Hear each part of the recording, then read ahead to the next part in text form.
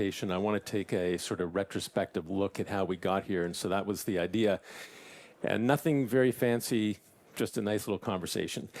Thank you for the introduction. One of the other things I'd like to say is that I'm co-author with Horace of a book called on micromobility, which we've been working on for the last couple of years. We announced it in 2023. We're still not finished, but stay tuned to the end of the presentation because I've got something for you related to that. This is a story which I call The Long Road to a Short Ride. And it actually starts on September 5th, 2017 in Santa Monica, California. This is a time and the day actually when residents woke up to find unmarked, unlocked electric scooters lined up on the sidewalks of Santa Monica, California. They'd never seen anything like this before. And within weeks, the fleet had expanded, and within a year, they were operating in over 100 different cities, and they claimed over 10 million rides. The company behind it was the fastest ever to grow to a valuation of $1 billion. And of course, that company is Bird, and as they say, the rest is history. And if that was all there was to micromobility, then that would be the end of my presentation, and I'd be done here today. But as the title of my presentation implies, there was a long road for us to get here. What we need to do is we need to go back in time, way back. And although this photo is from 1900, we actually need to go back to the early 1800s. And we're going to go back to a time when you talked about personal mobility, what you really meant was walking. Of course, there were the horses, and the horses were relatively expensive forms of transportation, so those were the long-distance transportation. And we're going to come back and talk about that in a second, but this is really where the story begins. Now, the earliest two-wheeled transportation device that ever appeared on the market was called the draisine. It was 1817, invented by a guy named Carl von Drees. Now, as a venture capitalist, what I am quietly always hoping for when I introduce, when we fund companies that introduce innovations, is that we're hoping for some sort of externality in the marketplace to happen that compels people to a particular product. And that's exactly what happened at the time that this was introduced, because there was widespread drought, which drove the cost of horse feed up quite significantly. And so while this is a fairly crude device, it actually was a commercial success at the time, and it sort of foreshadowed what was to come. The next innovation that appeared was the early bicycle, and this is the penny farthing, and it always makes me laugh when I look at these bikes, and this is sort of the 1880s time frame. And actually, I started doing a lot of research, and I couldn't understand how you got on these bikes. And so as it turns out, you actually take a running start and then you hop on, and then next question, how do you get off them? Same thing, you jump off as you're going.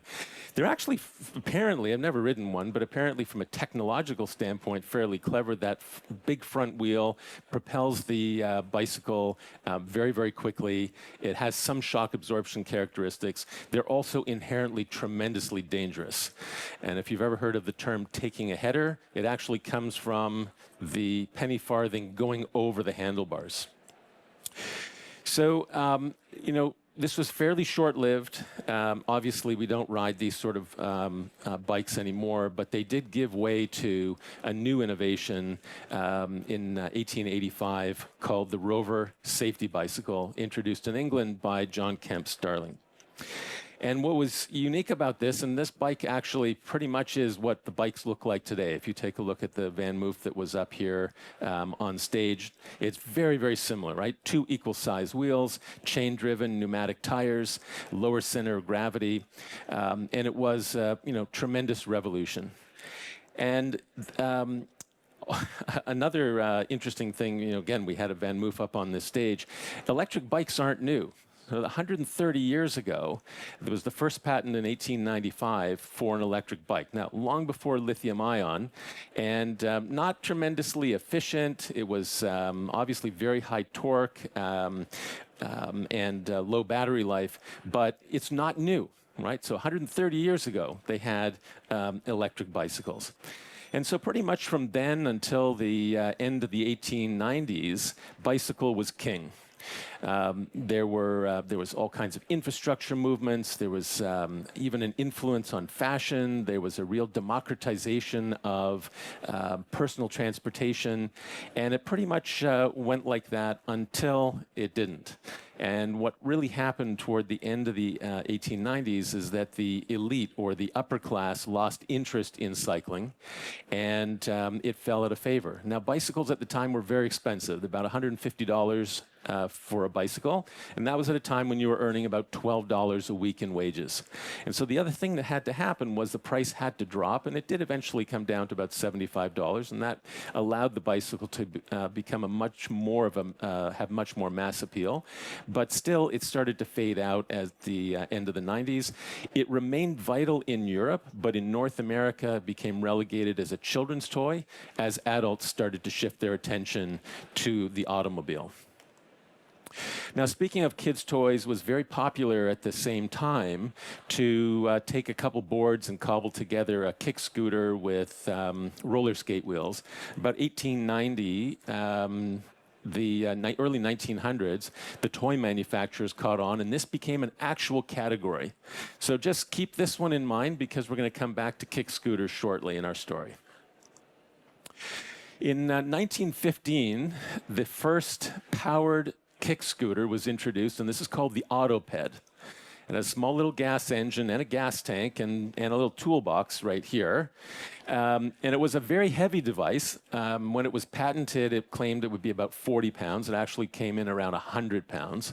A few years later, in 1918, the Ever-Ready Battery Corporation made an electric version. So just think about that. More than 100 years before Bird launches on the streets of Santa Monica, there were electric scooters in America and in Europe.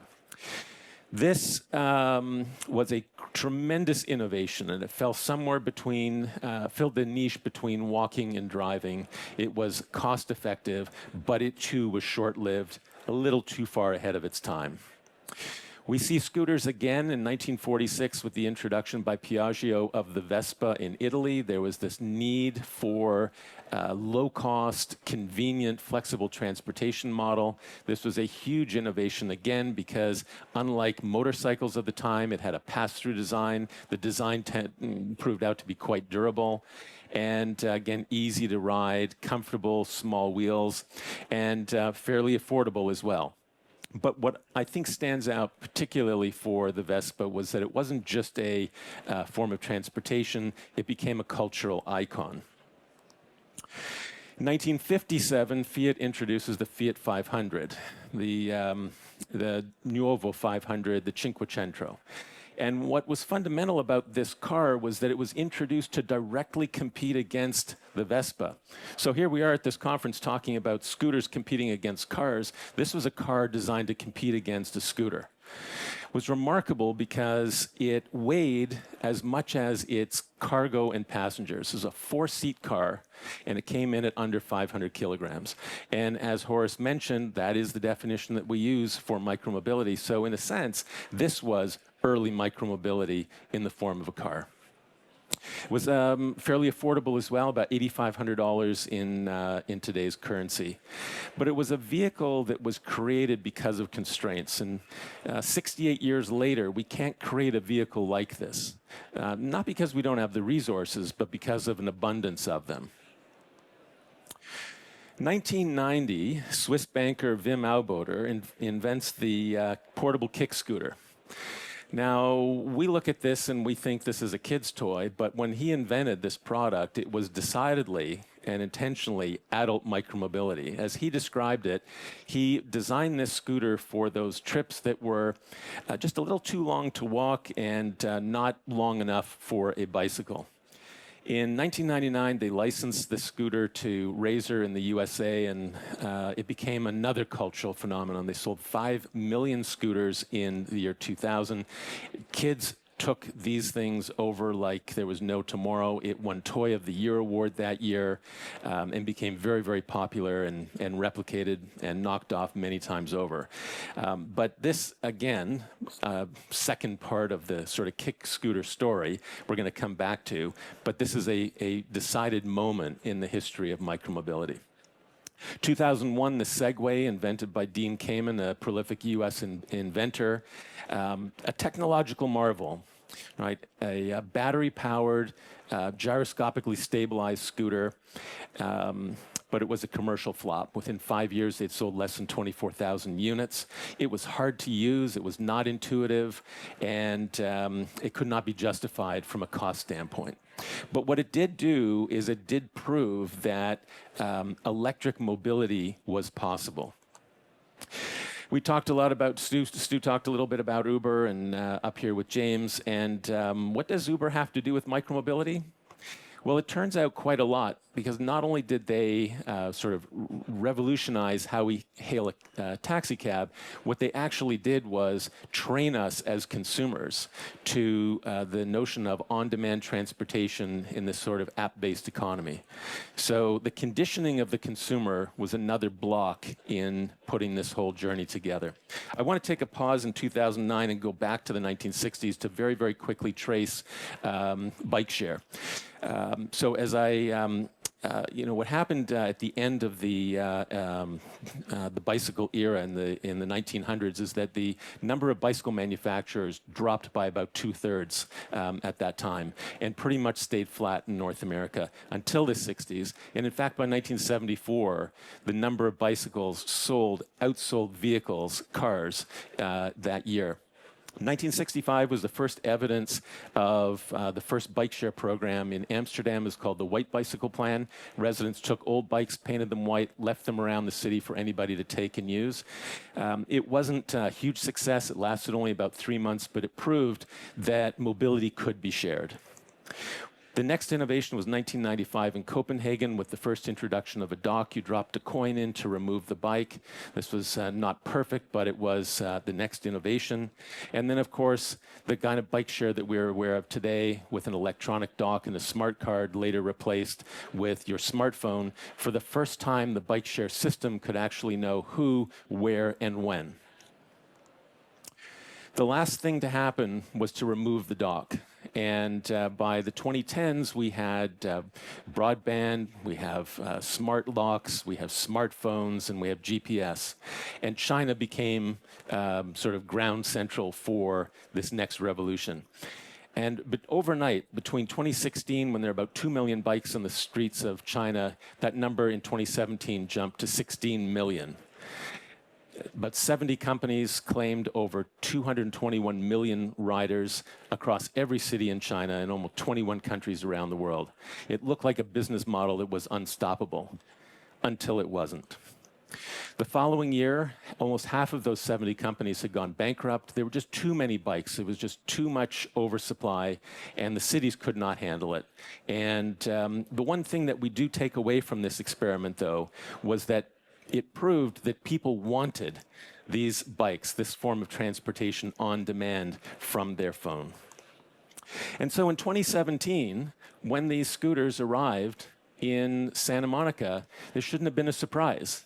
It wasn't a new invention. This was a reinvention. This was a long time coming, and it was enabled by all of those technologies that I mentioned: the broadband, the smartphones, the cost of batteries, which had fallen by 86% in the decade prior. All of that technology bundled together with a nostalgic remembrance of what it was like to be a kid riding a kick scooter. And it was easy to ride. You didn't build up a sweat like a bicycle, and it was fun, and that's why it made a lot of sense. So that's where we were coming from. I'm going to very quickly tell you a little bit about where I think we're going. Companies like Bird and Lime are introducing new e-bikes. These are lighter. These are more nimble. They have more compact form factor. But in reality, they're just scooters with slightly larger wheels and a seat. And so what we see is not only micromobility expanding, but we see it shape-shifting. Companies like UPS, Amazon, Domino's Pizza are using e-quads and e-bikes to legally drive in bike lanes now. Not only is this greener, faster form of transportation, these vehicles are much less expensive. The conclusion that I take away from that is that we have finally arrived at a time when micromobility is not just for people anymore. And then I saw one here. It's on display at the back. I want to talk about the Microlino. Look, micromobility is all about constraints, right? It's about tight, dense cities and short trips and limited resources. And what the Microlino does is it reimagines the 1950s Isetta bubble car, and this was invented by the Razor scooter inventor Wim Auboter. 230-kilometer range on this little electric vehicle that seats two. And this, I think, is what we should expect in terms of the future. So that wraps up my little bit of a journey. This has been micromobility has not happened overnight. It's been a centuries-long quest for affordable, convenient personal transportation.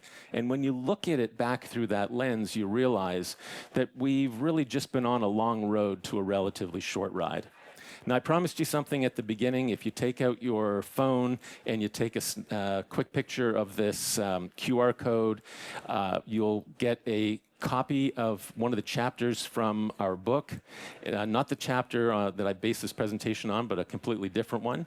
And then you can also put your email address in there so that we can notify you when the book is ready.